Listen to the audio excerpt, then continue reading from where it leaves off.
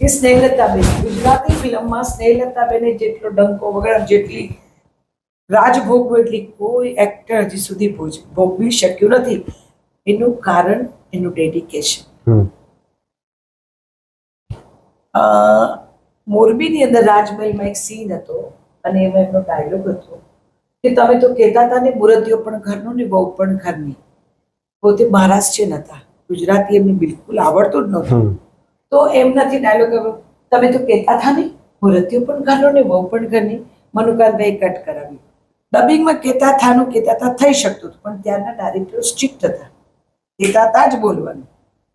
એટલે બીજી વાર રિટેક થયો એટલે એમને કીધું કે મેડમ રોજ સ્ટોક મોંઘો છે તો સર એક ઓર ચાન્સ દીજે, 5 મિનિટ દીજે. 5 મિનિટ હું નાની હતી, હું બધું જોતી હતી કે રાજમહેલના એક ખૂણામાં ગયા આમ અને ઊંધા ફરીને ઊભા રહ્યા.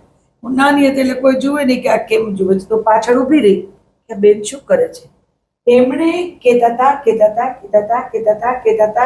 આમ 100 વાર બોલ્યા પરફેક્શન માટે. અને પછી કીધું ચલીએ ટેક લીજે. અને પછી હું સામે ઊભી હતી, પછી તમે તો કહેતા હતા ને મુરતીઓ પણ ઘરનું ને વહુ પણ ઘરની. તમે કોઈ કહી ન શકો કે આ 100 વાર કહેતા હતા, ભૂખીને આવ્યા છે.